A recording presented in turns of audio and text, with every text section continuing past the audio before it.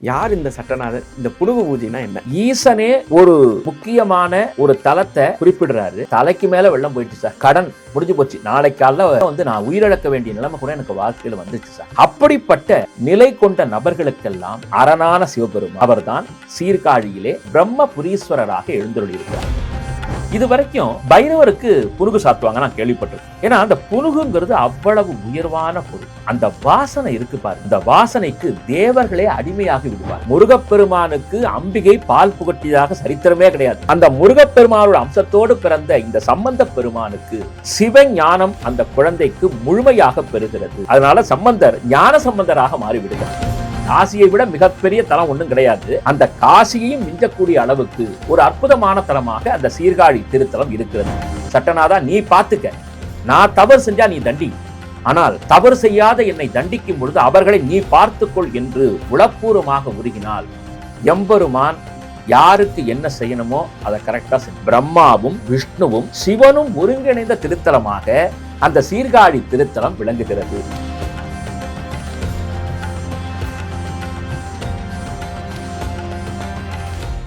The divine Tamil நேயர்களுக்கு வணக்கம்.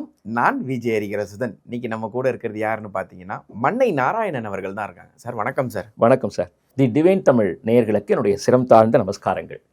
சிவாய நமவென சிந்தித்திருந்து எல்லா வளமும் பெறுவோம் ஈசன் அருளோடு. எல்லாம் வளமும் பெறுவோம் அப்படின்னு இந்த கடன் வந்துட்டாலே எல்லாருக்கும் கண்ணை கட்டிடும். கடனை அடைக்கிறதுக்கு ஒரே வழி, சட்டநாதரை போய் சட்டுன்னு விழுந்துருங்க, அவரோட பாதத்தில் சரணாகதி அடைஞ்சிருங்க அப்படின்னு சொல்லுவாங்க. இந்த சட்டநாதர் கோயிலுக்கு, அதாவது சீர்காழியில் உள்ள சட்டநாதர் கோயிலுக்கு அவ்வளோ என்ன ஒரு விசேஷம். ஏன்னா அங்கே போயிட்டு நீங்கள் என்ன பாவம் செஞ்சாலும் அவர் மன்னிச்சிருவார், உண்மை, உங்கள் கடனெல்லாம் அடைச்சி உங்களை புது மனிதனாக ஆக்கிடுவார் அப்படின்னு சொல்கிறாங்க. அது மட்டும் இல்லாமல் அந்த புனுகு பூஜை அப்படின்னு ஒரு பூஜை சொல்கிறாங்க, ஒரு பரிகாரமும் சொல்கிறாங்க. யார் இந்த சட்டநாதர்? இந்த புனுகு பூஜைனா என்ன? நிச்சயம். அதாவது இதுவரைக்கும் இந்த டிவைன் தமிழில் சட்டநாதருடைய மகத்துவத்தை நாம் ரொம்ப விரிவாக சொல்லாமல் இருந்தோம். இன்னைக்கு இந்த வாய்ப்பு கொடுத்ததுக்காக இந்த டிவைன் தமிழுக்கு நிச்சயமாக நன்றி கடன் பட்டிருக்கேன்னு சொல்லணும். ஏன்னு கேட்டிங்கன்னா, உலகம் பிரபஞ்சமே கிட்டத்தட்ட அழியக்கூடிய நிலையில் போய் எங்கு பார்த்தாலும் வெள்ளம் அப்படியே ஃபுல்லாக தண்ணி நிற்குது. அப்போ உலக உயிர்கள்லாம் அழியக்கூடிய நேரம் சிவபெருமானும் அம்பிகையும் தோணியில் புறப்பட்டு வருகிறார்கள். அம்பிகை உமாமகேஸ்வரி சுவாமி அதை தோணியில ஏறி அப்படியே உலகத்துல எந்த பகுதி அழியாம இருக்குன்னு பார்க்கறதுக்காக திருக்கைலாயத்திலிருந்து புறப்பட்டு வராங்க. அப்படி புறப்பட்டு வரும்போது பூமி எங்கும் வெள்ளக்காடாவே காட்சி கொடுக்குது. ஒரு மனித தலை தெரியல, ஒரு கோபுரம் தெரியல, ஒரு செடி கொடி ஒண்ணுமே தெரியல, எங்கு பார்த்தாலும் சமுத்திரமாவே இருக்குது.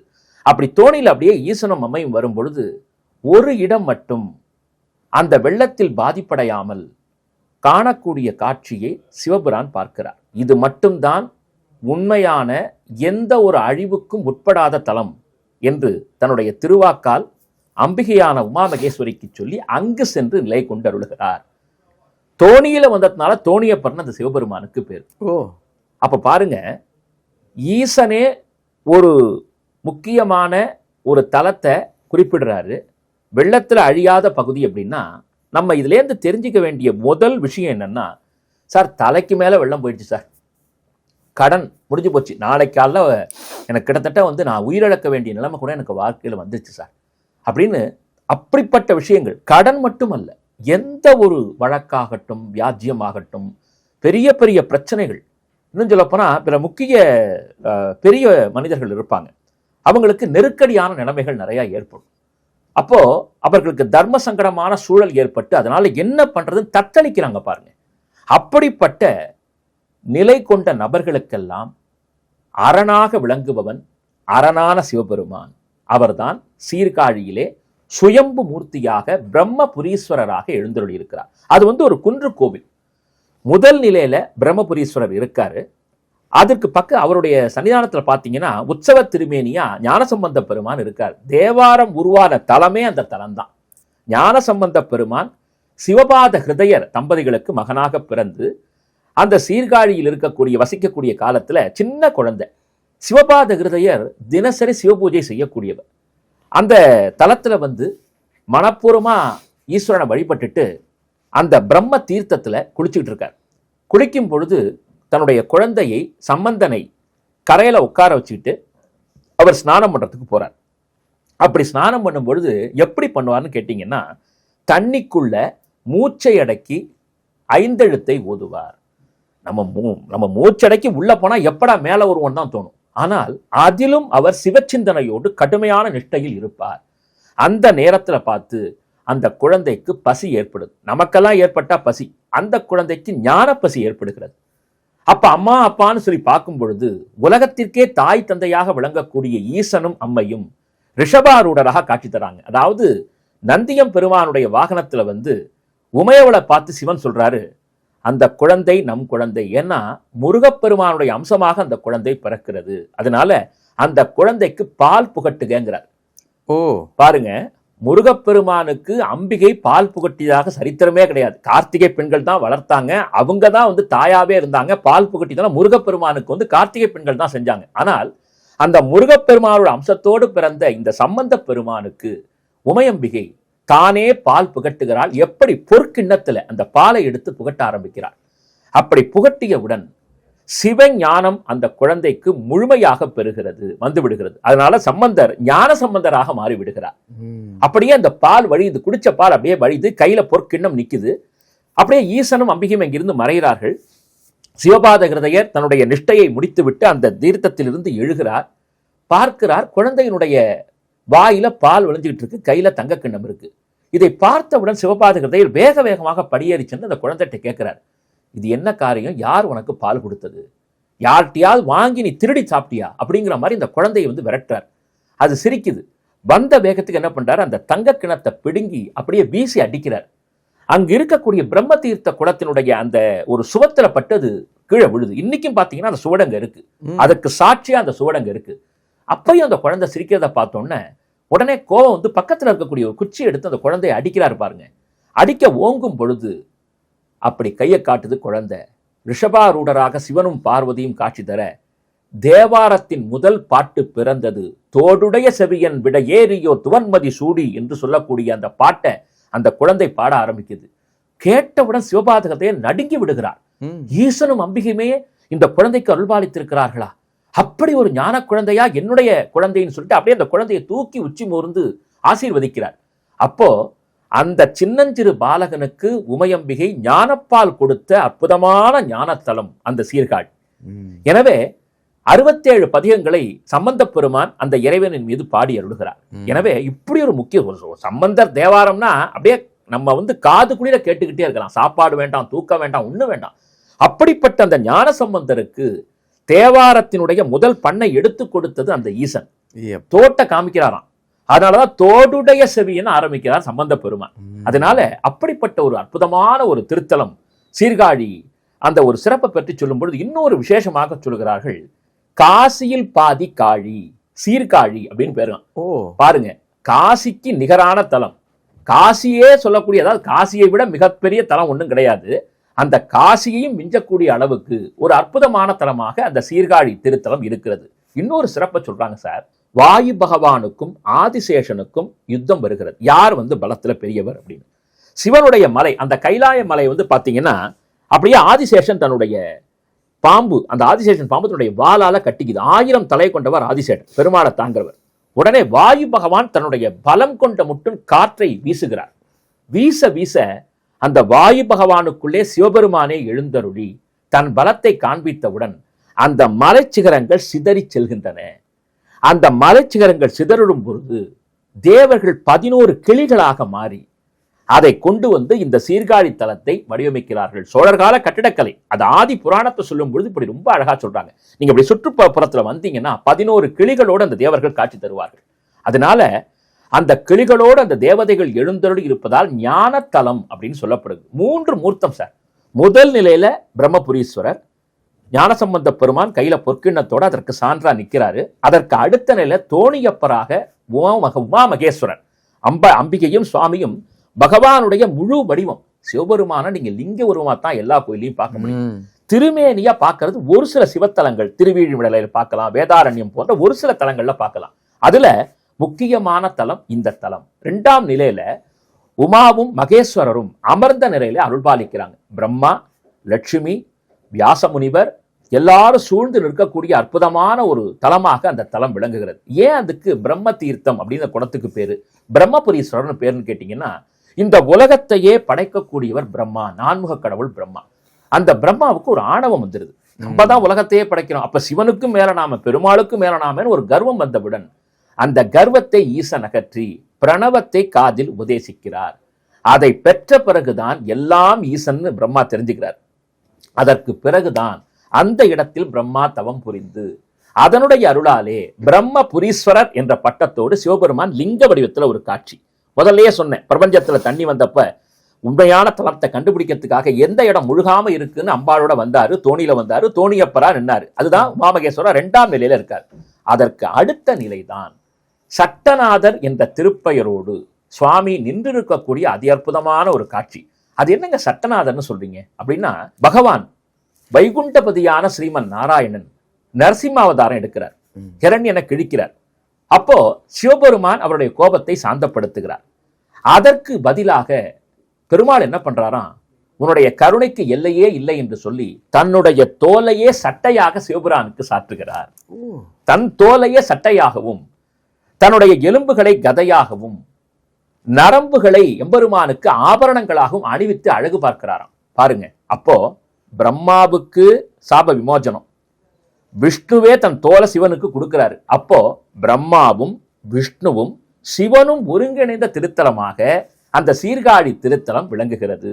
அது மட்டுமல்லாமல் கிருஷ்ணாவதாரத்துல பாத்தீங்கன்னா காளிங்கன்னு ஒரு பாம்பு மேல கண்ணபிரான் நடனம் ஆடுவார். ஆமா, காளிங்க நர்த்தனம், காளிங்க மர்தனம்னு சொல்லுவாங்க. ஊத்துக்காட்டுல கூட பாத்தீங்கன்னா அந்த ஒரு அற்புதமான காட்சியை நீங்க பார்க்கலாம். அந்த காளிங்கன் கண்ணனிடத்தில் அருள் பெற்ற பிறகு இந்த தலத்துக்கு வராரு.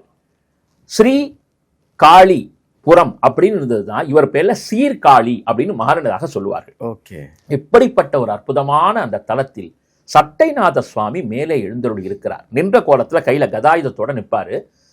அந்த சட்டநாதருக்கு என்ன சிறப்புன்னா, எல்லாருக்கும் மேம்பட்டவராக, பார்க்கக்கூடிய நேயர்களுக்கு சொல்ல போனா, நீங்க கேட்டீங்க சார், இந்த வழக்கெல்லாம் இருக்கு சார், கடன்லாம் இருக்கு சார், இந்த பிரச்சனையெல்லாம் நான் தீர்த்து தரேன்னு நிற்கிறார். உச்ச நீதிமன்ற தலைமை நீதிபதினு சொல்லுவாங்க இல்லையா, அப்படி, அதாவது மக்களுக்கு புரியணுங்கிறதுக்காக சொல்றேன். அவர் உலகத்துக்கே நாயகன், சபாநாயகன். அந்த இடத்துல நீதிபதி ஸ்தானத்தில் எழுந்தருளி நிற்கிறார். நல்லா கேட்கணும் பார்க்கக்கூடிய மக்கள். பெரிய பெரிய தவறுகள் நடக்குது. சில சமயங்கள் வேறு வழியில்லாமல் நாம் தவறுகளை செய்ய வேண்டிய சூழலுக்கு ஆட்படுகிறோம். ஒரு சின்ன பொய் சொன்னாலும் தப்பு தான், பெரிய பொய் சொன்னாலும் தப்பு தான். பொய்யில சின்ன பொய் பெரிய பொய்னு கிடையாது. ஒரு சாதாரணமா நம்ம கையில அம்மா ஒரு பொருள் வாங்கறதுக்கு சொல்லி கையில ஒரு 100 ரூபா கொடுக்குறாங்க. அதுல ஏதாவது நம்ம வாங்கி மீதி ஒரு பணத்தை நம்ம தனியா நம்ம எடுத்து பாக்கெட்ல போட்டுக்கிட்டாலும் அதுவும் ஊழல் தான். அப்போ இந்த மாதிரி என்ன தவறுகள் வந்தாலும் அந்த தவறுகளில் இருந்து மீண்டும் நம்மை காப்பாற்றி அந்த தவறை மீண்டும் செய்யாமல் தடுக்கக்கூடிய ஆற்றல் அந்த சட்டநாத சுவாமிக்கு தான். அதனால தான் அந்த எம்பெருமான்கிட்ட போய் சரணாகதி அடைஞ்சிடணும். அப்ப அதை பார்க்கறவங்களுக்கு எல்லாம் ஒரு பெரிய ஒரு ஆப்பர்ச்சுனிட்டி என்னன்னா, சார் இந்த சூழ்நிலையால இந்த தவறு செஞ்சுட்டேன். எல்லா துறையிலும் இருக்கு. ஒரு துறையை நம்ம குறிப்பிட்டு எல்லாம் சொல்ல முடியாதுங்க. எல்லா துறையிலும் தவறுகள் நடக்குது. ஆனா அவங்களுக்கு தெரியும், இந்த காரணத்தினால நம்ம தவறு செய்ய வேண்டியது ஆயிடுச்சே, ஐயோ நமக்கு தெரியுதே, இதனால எந்த பழிபாவும் வந்துடக்கூடாதே அப்படின்னு சொல்றாங்க. அவர்கள் சட்டநாத சுவாமியினுடைய சன்னிதானத்திற்குள்ளே போயிட்டு நேரா சுக்கிரவார பூஜைன்னு ஒன்று நடக்கும் பாருங்க. வெள்ளிக்கிழமை தோறும் அற்புதமா, நீங்க எந்த கோவிலையாவது கேள்விப்பட்டீங்களா, அர்த்தஜாம பூஜை முடிஞ்சு 12 மணி வரைக்கும் வழிபாடு நடக்கக்கூடிய ஒரே தலம் சீர்காழி திருத்தலம் சட்டநாத சுவாமி சன்னிதானம். அடுத்த நாள் 12 மணி வரைக்கும் வழிபாடு நடக்கும். நீங்க அந்த சிறப்பு மிகுந்த சுக்கிரவார பூஜையில கலந்துக்கணும்னா பதிவு பண்ணிக்கணும். அங்க அறநிலைத்துறை அதிகாரிகள்லாம் இருக்காங்க.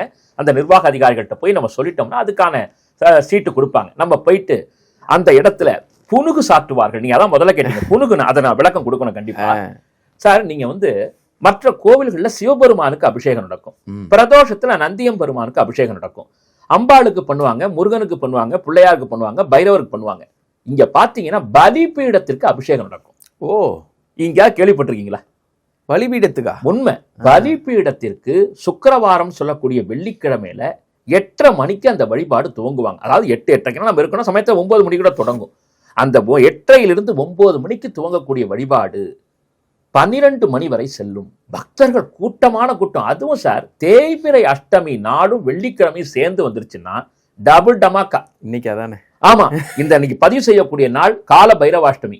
அந்த நாளை நம்ம வந்து அந்த 8 பைரவர் கூடி இருக்கக்கூடிய அந்த தலத்தை பத்தி பேசுறோம்னா அதுவே பெரிய புண்ணியம்னு சொல்லணும். அப்போ அந்த சுக்கிரவாரத்துல பாத்தீங்கன்னா வெகு விமர்சையா அந்த வழிபாடு, அபிஷேக ஆராதனைகள். இந்த சமயத்துல நேயர்களுக்கு இதோட தொடர்புடைய இன்னொரு விஷயமும் நம்ம சொல்லணும்.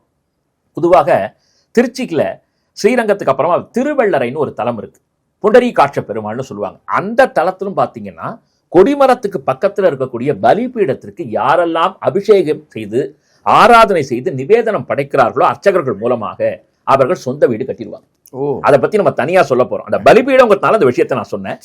இந்த சீர்காழி திருத்தலத்தினுடைய மகிமையை சொல்லும் பொழுது சார், அந்த சுக்கிரவாரத்துல பாத்தீங்கன்னா, அதாவது இரவு பொழுதுல அத்துணை பெருமக்களும் அந்த இடத்துக்கு வருவாங்க. அந்த இடத்துக்கு வந்து முடிச்சோன்னா பாத்தீங்கன்னா அந்த வழிபாடுகள், அபிஷேக ஆராதனைகள் துவங்கும். வெகு அற்புதமா அந்த வழிபாடுகள் நடத்தி சட்டநாத சுவாமிகிட்ட புனுகு சாற்றப்படும். நேர்கள் உடனே புனுகுன்னா, ஐயா எங்களுக்கு இந்த கடையில எல்லாம் கொடுக்குறாங்க, அந்த புனுகை வாங்கி கொடுக்கலாமான்னா தயவு செய்து அதற்கு அங்க அனுமதி இல்லை. புனுகுனா என்னன்னு தெரிஞ்சுங்க. புனுகு பூனைன்னு ஒரு பூனை இருக்கு. அந்த பூனையிடமிருந்து கிடைக்கக்கூடிய வஸ்து, ஒரு விதை மாதிரியான விஷயத்தை எடுத்து என்ன பண்ணுவாங்க, அந்த பூனை அது கொடுக்கும். அதை எடுத்து நல்லெண்ணெயில போட்டு வச்சு அதற்கு பிறகு அதை காய வைத்து நெருப்பிலே சுட்டு அப்படியே கறி மாதிரி வரும். அதை வந்து பக்குவப்படுத்தி அதைத்தான் சுவாமிக்கு சாற்றுவார்கள். அதுதான் புனுகு சட்டம்னு பேர். அந்த புனுகு எம்பெருமானுக்கு சாற்றப்படும் பொழுது நமக்கு நம்முடைய வாழ்வே புனர்ஜென்மம் எடுத்ததை போன்று மாறும். அதுதான் இந்த புனுகு சட்ட வழிபாடு. பகவானே பெருமாளே தன்னுடைய சட்டையை கொடுத்து பகவானுக்கு சாத்தியிருக்காரு, சட்டநாதன் பேரை வாங்கிட்டாரு. புனுகு சட்டத்தையும் ஒருத்தர் சாத்திட்டார் அப்படின்னு சொன்னால் புது வாழ்வு நிச்சயம்னு சொல்லலாம். அந்த அளவுக்கு சட்டநாத சுவாமி அங்க காத்துட்டு இருக்காரு. வழக்கு இப்ப வந்து உட்கார்ந்தா வழக்கு, நின்னா வழக்கு, நிமிந்தா வழக்கு, எங்க பார்த்தாலும் கேஸ் மயமா தான் இருக்கு. எதை தொட்டாலும் எங்க கேஸ் போடலாம், எப்படி பிடிச்சி உள்ள தரலாம், இதுதான் அனைத்து தரப்பு மக்களுடைய நிலைகளா இருக்கு. பழிவாங்கக்கூடிய சூழல் இருக்கு. இதை வச்சு இதை பழிவாங்கினா எப்படி இருக்கும்னு சொல்லி சில பேர் வழக்கு போடுறாங்க. அதை சந்திக்க வேண்டியதா இருக்கு. எந்த தப்புமே செய்யாதவங்க வழக்கை சந்திக்கிறாங்க. அந்த வழக்கோ அப்படியே இழுத்துக்கிட்டே போகுது. என்ன முடிவு? தவறே செய்யாதவன் தண்டனை அனுபவிக்கிறான். இதற்கெல்லாம் ஒரு நல்ல தீர்ப்பு வேண்டாமா? அதை தரக்கூடிய இறைவன் சட்டநாத சுவாமி. ஆனா ஒரு விஷயம் சார், சட்டநாதர்கிட்ட போய் பொய்யே சொல்லக்கூடாது. தப்பு செஞ்சிட்டீங்க, அங்க போய் சொல்லிருங்க. இறைவன்கிட்ட போய் நின்று, சட்டநாதா, மனசுக்குள்ள ஓங்கி நம்ம வந்து அப்படியே ஓப்பன் ஸ்டேட்மெண்ட் கொடுக்கணும்னு நான் சொல்ல வரல அந்த இடத்துல. அதுதான் நீதிமன்றம், உயர் நீதிமன்றம், உச்ச நீதிமன்றம், எல்லாத்துக்கும் மேல வந்தா இருக்கான்.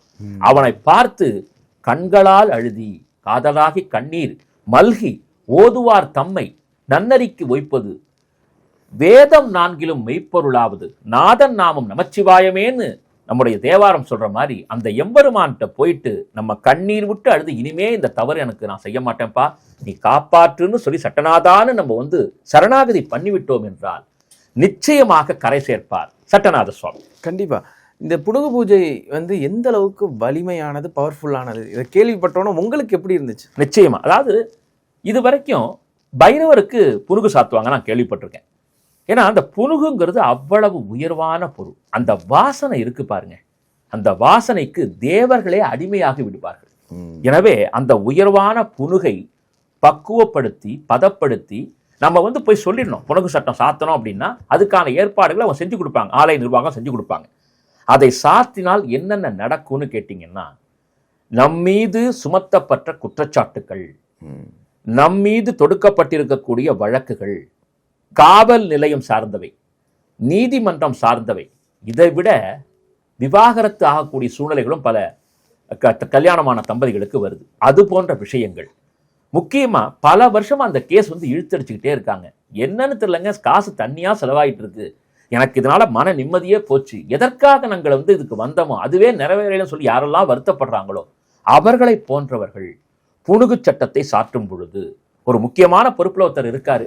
காழ்ப்புணர்ச்சியின் காரணமாக அவர் மேல வந்து ஒரு வழக்கு தொடுக்கப்படுது, பதவியே பறிபோகக்கூடிய சூழல் உருவாகுதுன்னா அவர்கள் அங்கு சென்று புனுகு சாற்றி மெய்யன்போடு இறை உணர்வோடு, சட்டநாதா நீ பார்த்துக்க, நான் தவறு செஞ்சா நீ தண்டி, ஆனால் தவறு செய்யாத என்னை தண்டிக்கும் பொழுது அவர்களை நீ பார்த்துக்கொள் என்று உளப்பூர்வமாக உருகினால் எம்பெருமான் யாருக்கு என்ன செய்யணுமோ அதை கரெக்டா செஞ்சிருவான். இதை வந்து ரொம்ப முக்கியமா நேயர்களுக்கு சொல்லணும். ஆனால் நாம செய்ய வேண்டியது புனுகு சட்ட பிரார்த்தனை செய்து புதுவாழ்வை கொடு, எனக்கு புத்தாக்க உணர்வை கொடு, நான் மீண்டும் இந்த சமூகத்தில் தலை நிமிர்ந்து நிற்க வேண்டும் ஈசா, அதற்கு என்னை நீ வழிமாற்றி அருள் புரிய வேண்டும், பகவான்கிட்ட சரணாகதி பண்ணணும், அவன்கிட்ட போய் நிற்கணும், அவனை நினைத்து உருக வேண்டும், அவன் மனம் கனிந்து விடும். ஈசனை விட சிவபெருமானை விட வரம் கொடுக்கறதுல இன்னொரு தெய்வமே கிடையாதுன்னு அடிச்சு சொல்லலாம். அதனால தான் அசுரர்களை பார்த்தீங்கன்னா சிவ வழிபாடு தான் பண்ணுவாங்க. எதுனாலும் சரி தன் தலையை அறுத்து போட்டு கூட சிவனுக்கு அடிமை என்று சொல்லுவார்கள். ஏனென்றால் அவ்வளவு கருணாசாகரன், தயாளு சிவபெருமான். அவர் தான் சட்டநாதரா நின்றுட்டு இருக்கார். அதனால சம்பந்தப்பட்டவர்கள், வழக்கை சந்தித்துக் கொண்டிருப்பவர்கள், பிரச்சனைக்குரிய நிலையில் இருப்பவர்கள், கடன் தொல்லையால் வாழ்க்கையே முடிந்துவிடக்கூட சூழலில் இருப்பவர்கள், பல பெரிய பிரச்சனைகள், அதாவது வெளியிலேயே சொல்ல முடியாம இருக்கு பாருங்க. பெரிய முக்கியஸ்தர்கள் கூட இப்ப சமீபத்தில் அதை பண்ணிருக்காங்க. நிச்சயமா சார். அதாவது நீங்க சொல்ற மாதிரி அரசியல்வாதிகளாக இருக்கலாம், அப்புறம் பாத்தீங்கன்னா மிகப்பெரிய பொறுப்புகளில் பதவிகளில் இருப்பவர்களாக இருக்கலாம். இப்படிப்பட்டவர்களுக்கும் கூட விமோசனம் தரக்கூடிய தலமாக அந்த சட்டநாத சுவாமி எழுந்தருளி இருக்கிறார். அங்க போயிட்டு வந்துட்டோம்னா நிச்சயமாக மறுமலர்ச்சி, ஒரு நல்ல வாழ்க்கை நிச்சயம் என்பது ஈசனே சொல்லி இருக்கக்கூடிய உண்மை என்பதை சொல்ல வேண்டும். கண்டிப்பா சார், நீங்க சொன்ன மாதிரி சட்டநாதர்கிட்ட போய் நான் முன்னாடியே சொன்னதுதான், சாஷ்டாங்கமா விழுந்துரு, ஐயா என்னை காப்பாத்துங்க அப்படின்னு விழுந்துட்டா கண்டிப்பா அவர் கை கொடுப்பார் அப்படின்னு சொல்லியிருக்கீங்க. நிச்சயமா இந்த புனுகு பூஜையை பத்தி ரொம்ப அற்புதமா விளக்கியிருக்கீங்க. பலருக்கும் இது தெரியாதவங்களுக்கும் இது தெரிஞ்சிருக்கு. நிச்சயமா ஐயா. இதை அடுத்ததான் நம்ம முடிக்கிறதுக்கு முன்னாடி, நிகழ்ச்சியை முடிக்கிறதுக்கு முன்னாடி ஒரு விஷயம் சொல்லணும். இதுல என்ன சிறப்புன்னா, அஷ்ட பைரவர்கள் எழுந்தொழி இருக்காங்க தெற்கு பாகத்துல. பொதுவாவே ஒரு பைரவருக்கே அவ்வளவு சக்தின்னா, ருரு பைரவர், உன்மத்த பைரவர், பீஷண பைரவர், விசேஷம் செறிந்த சம்ஹார பைரவர், இப்படி 8 பைரவர் ஒரே சன்னதியில உட்கார்ந்துருக்காங்க. ஆகாச பைரவருடைய அனுகிரகத்தை பெற்றவங்களா இருக்காங்க. நீங்க நல்லா கவனிக்கணும், ஒரு பைரவருக்கு 8 பைரவர் அடக்கம். ஒரு பைரவருக்குள்ள 8 பைரவர் அடக்கம்னா அப்ப 8 பைரவருக்குள்ள மொத்தம் 64 பைரவ மூர்த்தங்கள், சக்திகள் அங்கு நிறைந்திருக்கின்றன. அதனால காசியை காட்டிலும் பெரிய தலம். அங்க போயிட்டு தேய்பிறை அஷ்டமி அன்னைக்கு போய் வழிபாடு செய்யட்டும். வெள்ளிக்கிழமை போய் சட்டநாதரை கையெடுத்து வணங்கட்டும். ஐயா எனக்கு எந்த பிரார்த்தனையும் இல்லை, ஐயாவை பார்த்தா போதும்னு போய் அப்படி கையெடுத்து வணங்கினால் நம்மை உலகமே கையெடுத்து வணங்கும். அப்படிப்பட்ட உயர்ந்த நிலையை சாட்சாத் ஸ்ரீ சட்டநாத சுவாமி ஏற்படுத்துவார் என்பதை மகிழ்ச்சியோடு பதிவு செய்து கொள்கிறேன். கண்டிப்பா உங்களோட வார்த்தைகளுக்கும் உங்களுடைய நேரத்திற்கும் நன்றி. ரொம்ப உபயோகம் உள்ள ஒரு வீடியோவா இருக்கும் இது. பலரும் சட்டநாதரை நோக்கி படையெடுக்க ஆரம்பிச்சிருவாங்கன்னு நினைக்கிறேன். நிச்சயமா. நன்றி. நன்றி. மீண்டும் ஒரு இனிய நிகழ்ச்சியில் உங்களை சந்திக்கும் வரை தி டிவைன் தமிழ் நேயர்களுக்கு என்னுடைய சிரம் தாழ்ந்த நமஸ்காரங்கள்.